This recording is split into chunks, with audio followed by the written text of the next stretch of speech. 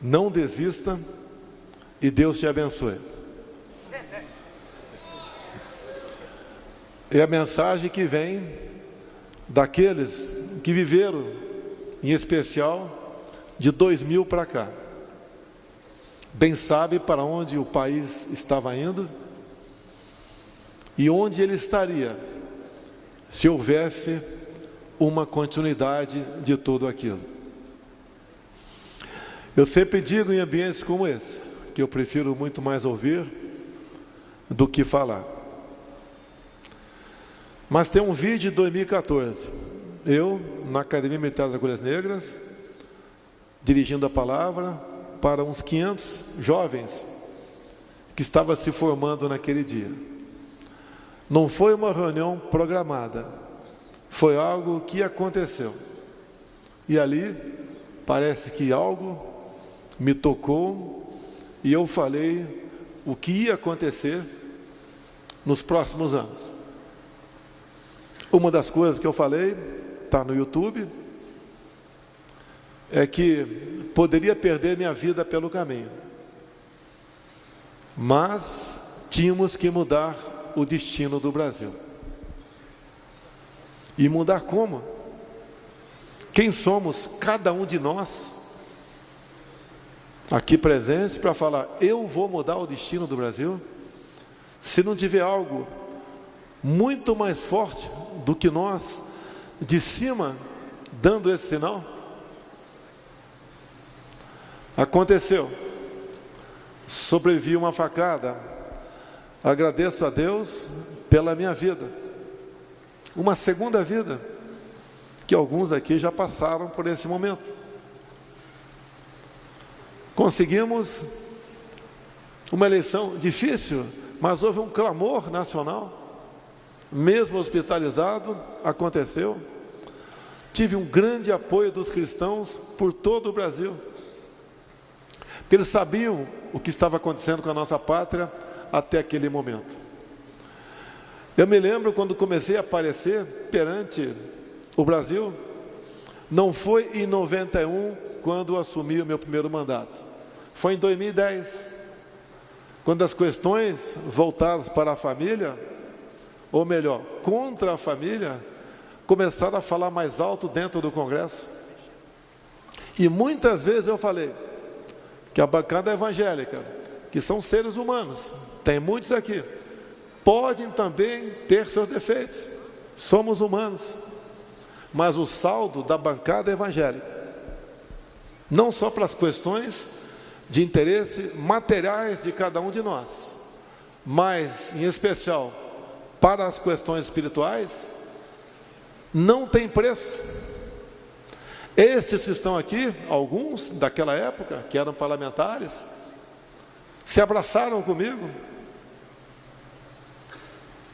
Também, alguns senadores, em especial um do Espírito Santo, que também tem seus efeitos, mas foram decisivos para sepultar o PLC 122, que dava 3 anos de cadeia ao padre ou pastor que, porventura, realizasse um casamento não previsto no livro sagrado.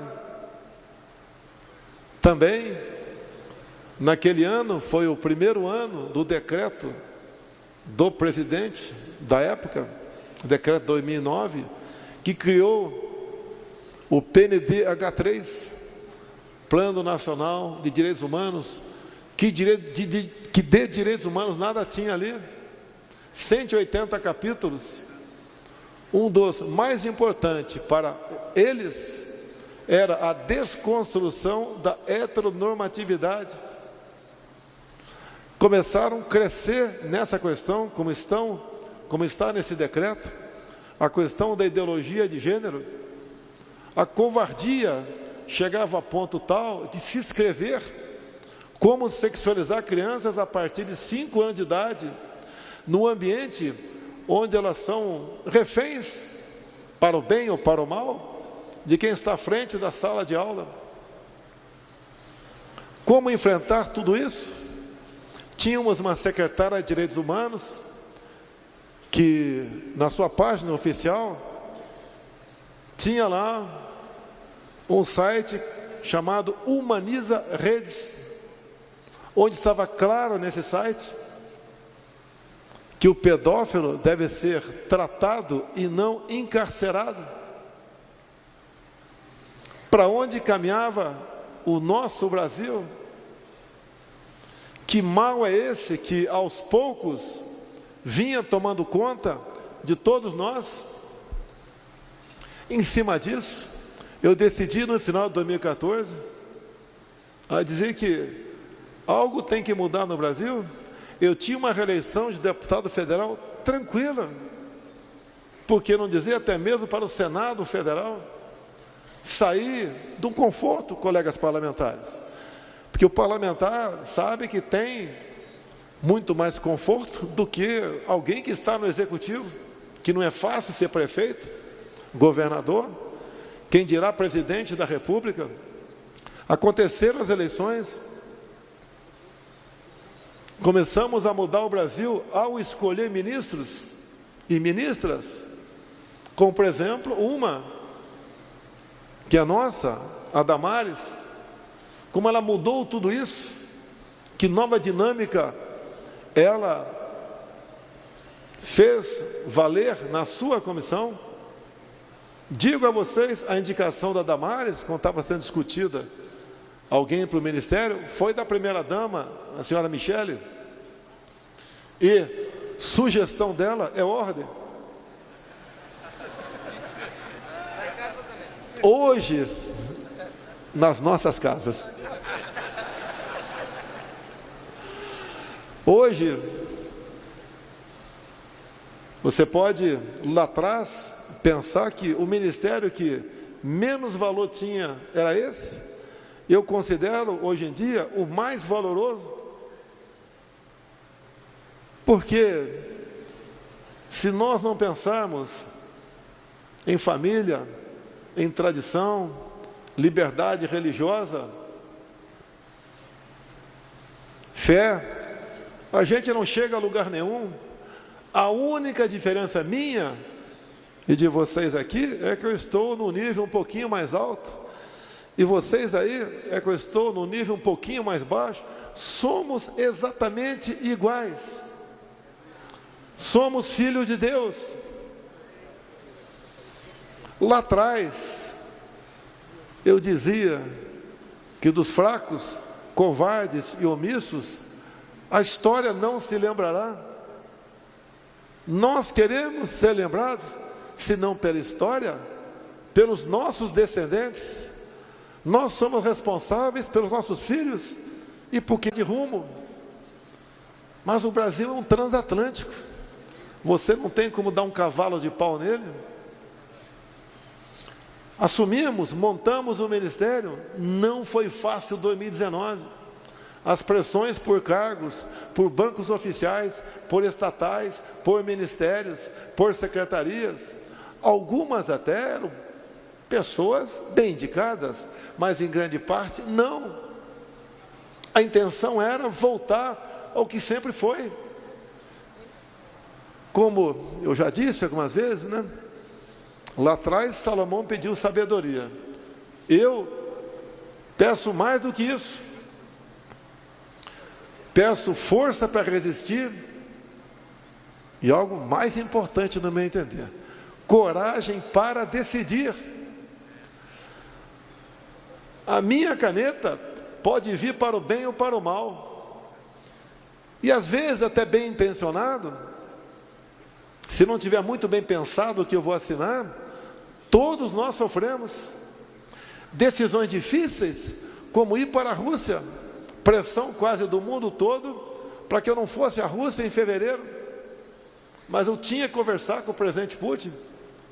A guerra não havia acontecido ainda, estava na iminência de não termos mais fertilizante para o homem do campo, poderíamos colocar em risco a nossa segurança alimentar. Fui, conversei por quase 3 horas com ele. Logo depois a guerra eclodiu. Nós lamentamos qualquer morte, qualquer ato de violência, mas eu não tenho o poder de pacificar. Fiz o que eu pude no tocante a isso antes da guerra eclodir. E o Brasil adotou a posição de equilíbrio.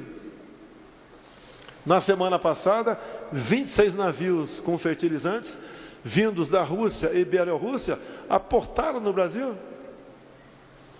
Nós sabemos que o povo está sofrendo por políticas erradas tomadas lá atrás, de forma quase que unânime pelo Brasil, por parte de governadores, fechando tudo, inclusive igrejas. Sei que um parlamentar aqui de Goiás entrou com ação na justiça, ganhou uma liminar, mas não precisava muitos governadores tomar uma medida de força como essa.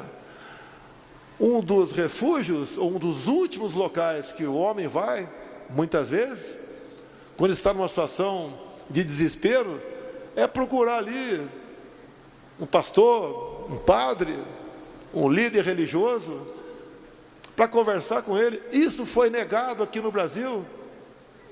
E podem ter certeza, o único chefe de Estado do mundo que foi contra essa política fui eu. Tenho certeza que orientado, noites sem dormir, o que é comum na minha vida, refletindo, pensando, durante o dia fazendo ligações, buscando a melhor maneira de resolver os assuntos. Hoje temos estudos que o lockdown não salvou uma vida sequer. Estudos de fora do Brasil. Pelo contrário, fez com que a economia sofresse um baque muito forte. E nós sofremos as consequências disso no mundo todo. Não é apenas no Brasil. Preço de alimentos, preço de combustíveis. E também foi um duro baque na educação dos nossos filhos. E eu posso falar porque eu fiz a minha parte, apesar de tolhido pelo Supremo Tribunal Federal em conduzir o destino da nação no tocante ao combate ao Covid. As universidades foram fechadas, não por mim. A Academia Militar das Agulhas Negras, a Academia da Força Aérea, ou a Escola Naval, não fechou. Eu decidi não fechar. Não morreu nenhum cadete. Orientei, posso falar agora, meus comandantes de força, como proceder nessa questão, depois de muita conversa, debate, porque estavam tratando de vidas. Disse-lhes que não podíamos tolher os médicos da sua liberdade, de um momento grave como aquele que estávamos vivendo, e ele receitar o que ele achasse que fosse melhor, em comum acordo com os familiares, para aquele paciente. E quem agiu dessa maneira, muitos no início da pandemia, sequer foram hospitalizados. Politizaram essa questão no Brasil, virou um tabu. Não obriguei a ninguém a tomar a vacina. Nós compramos mais de 500 milhões de doses. É a liberdade de cada um. Eu resolvi não tomar. É um direito meu.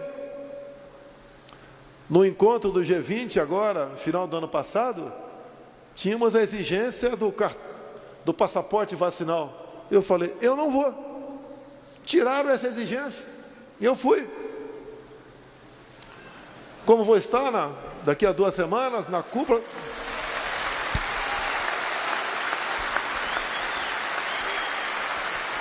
Vou estar na Cúpula das Américas, depois de conversar com o enviado especial do presidente Joe Biden, como seria o tratamento dispensado ao chefe de Estado de um dos países mais importantes do mundo, que é o Brasil.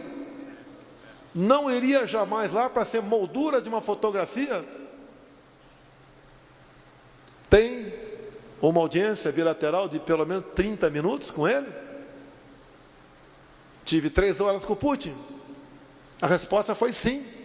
Então iremos falar a posição do Brasil, falar do que havia tratado com o presidente Donald Trump, enquanto ele era presidente, para continuarmos essa política. É para o bem dos nossos povos. Disse-lhe mais, Eu sou um chefe de Estado, com toda certeza, dos últimos que tiver no Brasil, que mais respeita e admira o povo americano. Não podemos continuar dessa maneira. Assim como sou bem tratado pelo presidente ou primeiro-ministro de Israel, um país exemplo para nós. Por que eu falo exemplo?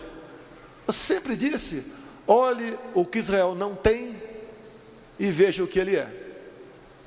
Olhe o que o Brasil tem e o que nós não somos.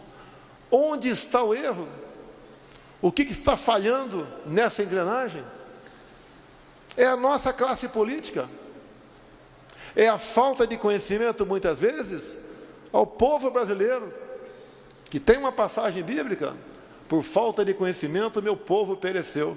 Hoje eu acredito, com a liberdade que nós temos, em especial das mídias sociais, que tanto incomodam alguns supremáveis, nós conseguimos a nossa liberdade. Nós não somos imbecis que passamos a ter voz. Nós somos cidadãos que conseguimos, com informação, olhar os imbecis que sempre comandaram o Brasil.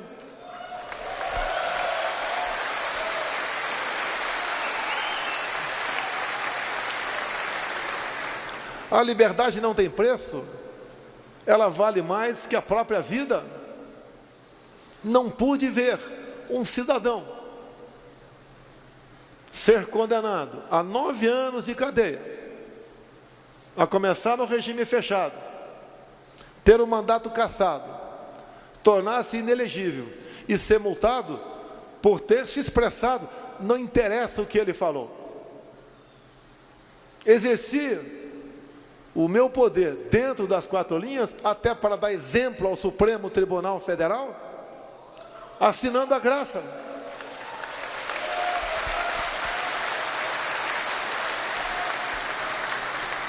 Nós devemos respeitar os outros poderes, nunca temer. É dessa forma que nós governamos, com a força de Deus, para poder mostrar ao Brasil para onde nós poderemos ir. Ninguém tem o que nós temos. Uma das ordens que eu dei, por exemplo, ao Ministério das Minas e Energia, que eu não quero qualquer contrato com outro país para explorar nióbio em nossa pátria. Catalão foi entregue, Araxá estava na iminência, segurei. 6 Lagos no Amazonas, estava conversando com o presidente americano para explorarmos com valor agregado. Chega de entregar o que nós temos in natura. Chega de exportar um navio de minério de ferro e receber uma canoa de laptops ou um punhado de chips. Isso que nós exportamos é finito, é nosso. Lá atrás não criaram a OPEP. Nós não precisamos criar uma organização dos países exportadores de minério. Nós somos o maior exportador de minério. Vamos honrar os contratos.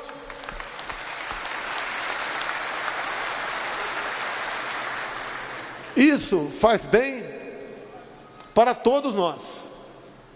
Honrarmos nossos compromissos. Mas não posso me alongar muito aqui. Como disse há pouco. O Marechal está dizendo que eu tenho todo o tempo aqui.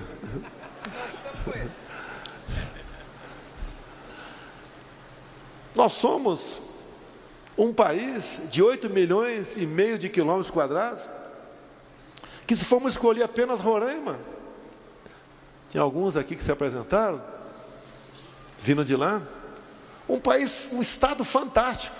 E o que eu falava e falo agora é verdade. Se um dia eu for rei de Roraima, em 10 anos eu tenho uma economia semelhante ao Japão.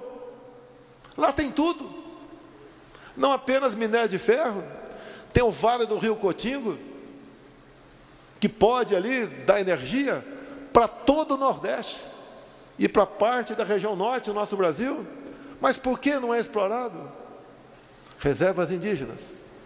Em falando de reservas indígenas, uma coisa muito importante, que interessa para o homem do campo e a cidade. Afinal de contas, a cidade não vive sem o campo. O contrário existe. Mas a cidade não vive sem o campo. O Supremo Tribunal Federal começou a votação, está 1-1. Fachin votou a favor do assunto, o Cássio votou contra. O próximo voto agora, daqui a 2 semanas, é do Alexandre de Moraes. Estão rediscutindo um novo marco temporal para as questões indígenas. O que é isso?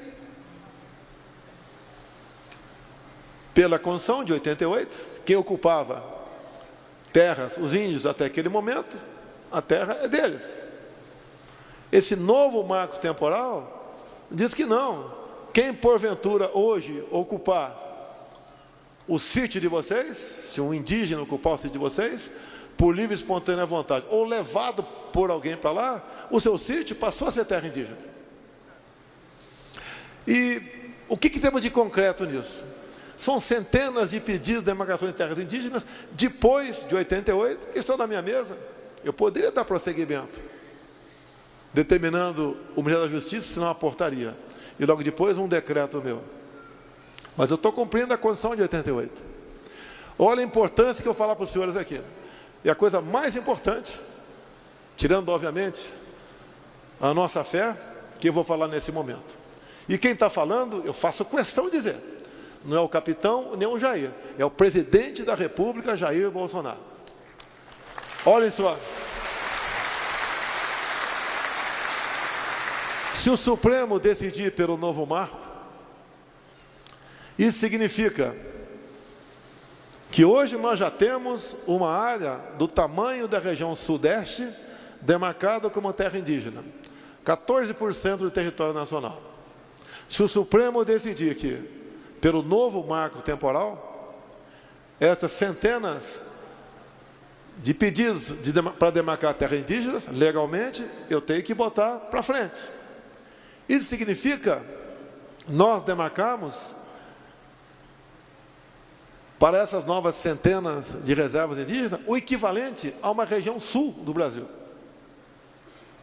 Imagine mais uma área do tamanho do Rio Grande do Sul, Santa Catarina e Paraná, somando a área já existente de São Paulo, Minas Gerais, Espírito Santo e Rio de Janeiro. E pela localização geográfica dessas novas áreas, nós anulamos uma outra área tamanho do estado de São Paulo. Ou seja, acabou nossa economia, acabou a nossa segurança alimentar. E agora diz o presidente da República aqui, não é ameaça, é uma realidade. Só me sobra uma alternativa. Pegar as chaves da presidência, ou melhor, 2 alternativas. Pegar as chaves da presidência, me dirigir ao presidente do Supremo Tribunal Federal e falar, olha, administra o Brasil. Ou a outra alternativa, não vou cumprir.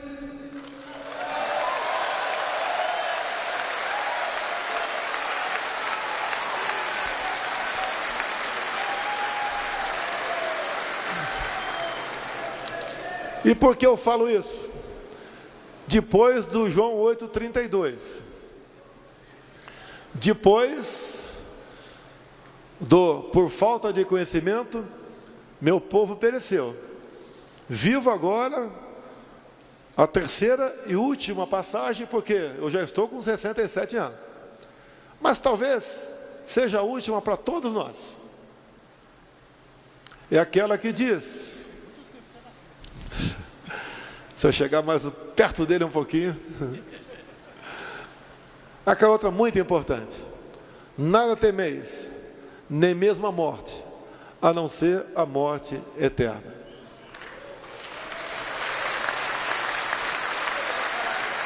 Porque, para nós militares, quando sentamos praça, selva. Quando sentamos praça, juramos dar a vida pela nossa pátria. Por vezes, esse juramento pode se transformar, no momento, onde você vai ter que provar, não perante vocês, perante a consciência de cada um de nós, se aquele juramento foi para valer ou não. Podem ter certeza, não sou mais corajoso ou mais homens que qualquer um dos demais 200 e pouco milhões de brasileiros que temos nessa terra querida. Mas sei que nós somos pessoas que tudo faremos para defender a nossa pátria, para deixá-la da forma como está para melhor, para não retrocedermos, para poder olhar para trás, se dirigir aos seus filhos e aqueles como eu que têm netas, falar: olha, eu fiz a minha parte, eu não quero a morte eterna, eu quero honra, quero dignidade, e devemos mostrar a todos que esse Brasil é nosso. Não podemos entregar nossa soberania a quem quer que seja. Indo para a conclusão, quando falo em soberania, quando acabei a reunião com o presidente Putin, fomos conversar com a imprensa e ele me falou antes: aqui eu falo com a imprensa e não tem pergunta, estou na tua casa, parabéns. E fomos, ele falou, e quando eu falei, eu agradeci ao presidente Putin, porque em 2 momentos, na reunião das grandes potências, foi discutido, ou melhor, começaram a discutir a relativização da soberania sobre a Amazônia. E ele, com o poder de veto que tinha, falou: a Amazônia é dos brasileiros, esse assunto não tem que entrar na pauta. E eu agradeci ao presidente Putin, publicamente.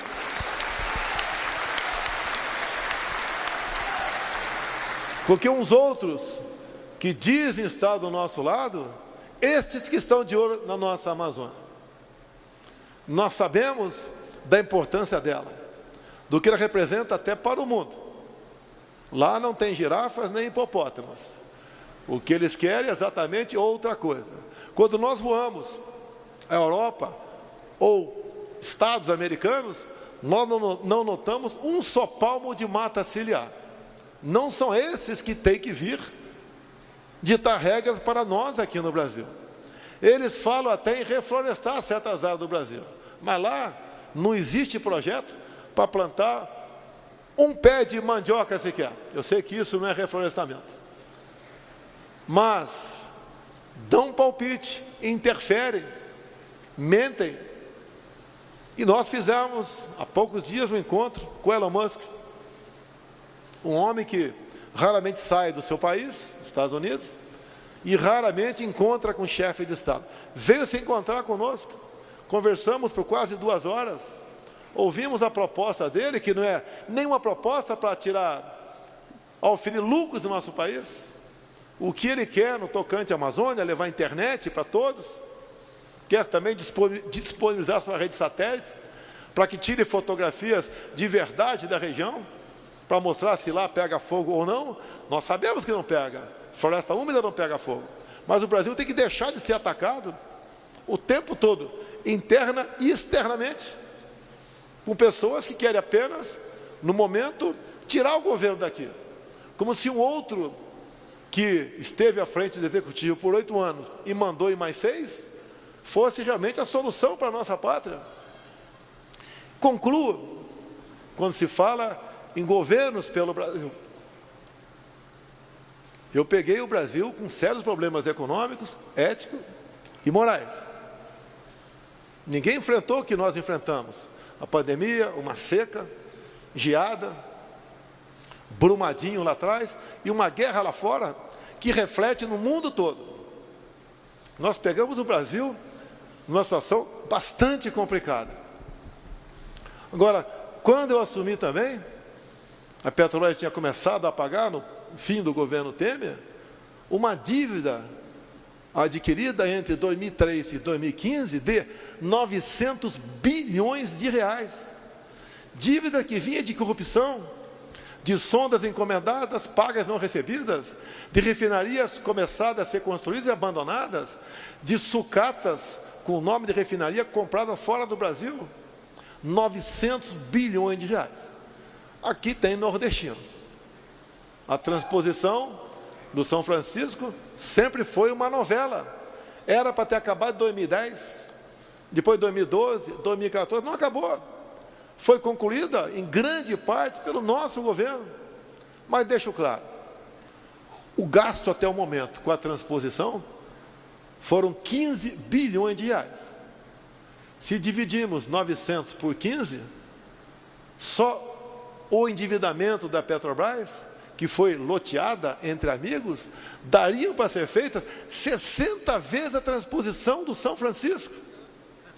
Essas pessoas que se apresentam como a solução, essas pessoas que não respeitam a família, como disse agora há pouco sobre PLC 122, PNDH 4, essas pessoas que querem mudar a cabeça das criancinhas a partir de 5 anos de idade, essas pessoas que dizem que colocarão os militares e os pastores nos seus devidos lugares, essas pessoas que falam que aborto é a ação de um dente, essas pessoas que falam em controlar a mídia, calar a todos nós, como temos um deputado federal do Rio de Janeiro com as suas mídias bloqueadas, que é o Tony de Paula. Essas pessoas que falam em valorizar o MST, eu valorizei o MST, titulando a terra para eles. Demos liberdade, dignidade para eles. O integrante do MST, com uma terra titulada, passa a ser um cidadão pleno e amigo do fazendeiro e não mais invasor. Essas pessoas que falam que querem continuar empréstimo para ditaduras no mundo todo, nós já pagamos até o momento, conclui o pagamento final do ano que vem, daquilo que nos foi emprestado pela Venezuela, e eles não pagaram, e quem pagou são os senhores, dinheiro que vem do FAT, Fundo do Amparo ao Trabalhador. Então nós concluiremos, a grande parte eu já paguei, até o ano que vem, para o BNDES, de calote da Venezuela, 1 bilhão e 60 milhões de dólares. É isso que nós queremos para o Brasil? O problema que nós enfrentamos aqui, preço de combustíveis, preço de alimentos, entre outros, são as consequências do fica em casa, da guerra lá fora. Se fosse só o Brasil, eu seria o responsável. Mas ouso dizer que o Brasil é um dos países que menos sofre economicamente, levando-se em conta o mundo todo. Aqui não tem desabastecimento, temos dificuldades, mas qual é a solução para isso? É a resiliência, é ter fé, é ter coragem, é acreditar, por muitas vezes, ou quase sempre, dobrar os joelhos e buscar uma alternativa, pedir uma alternativa. Nós sabemos que temos que fazer a nossa parte, mas as coisas impossíveis, deixar na mão de Deus.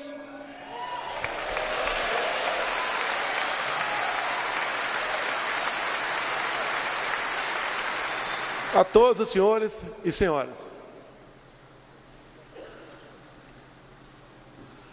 nós somos escravos das nossas decisões. E nós sabemos que pior que uma decisão mal tomada é uma indecisão. Nós temos que decidir. Vamos decidir. Vamos trabalhar. Vamos conversar com todos, não apenas quem está momentaneamente ao nosso lado. Vamos mostrar o João 8,32, mostrar que uma decisão pensada errada e executada, a situação piora para todo mundo.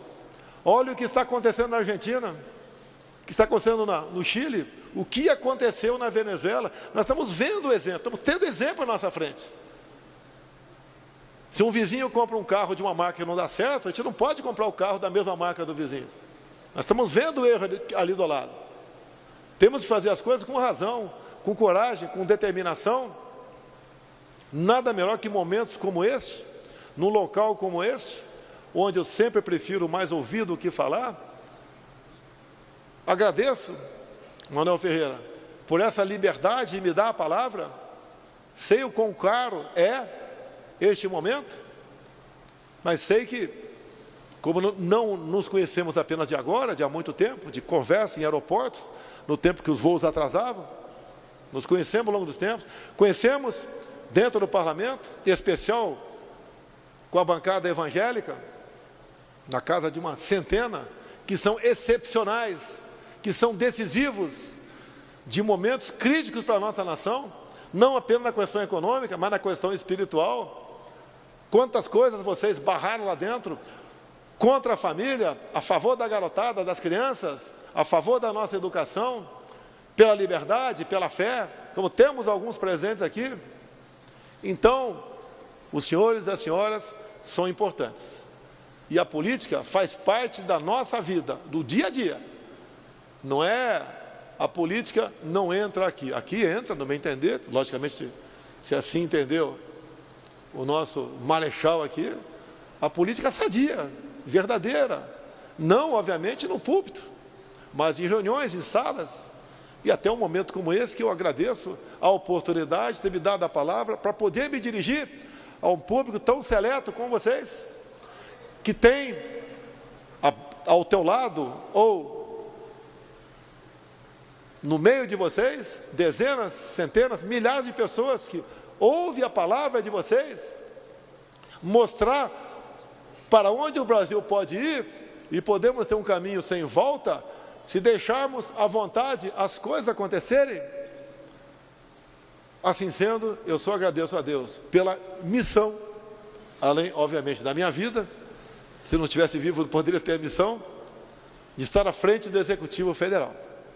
Continuo mais que pedir sabedoria, pedir coragem e pedir força, porque as coisas não são fáceis, mas se fossem fáceis, essas missões não seriam dadas para nós, seriam dadas para outras pessoas. E nós sabemos de onde viemos e para onde, em especial, queremos ir. O nosso currículo, no dia do ponto final, é que vai dizer se a nossa morte é eterna ou não, porque a nossa passagem aqui pela terra. A todos vocês, muito obrigado. Manuel Ferreira, muito obrigado por esse momento, por essa oportunidade. Brasil acima de tudo, Deus acima de todos.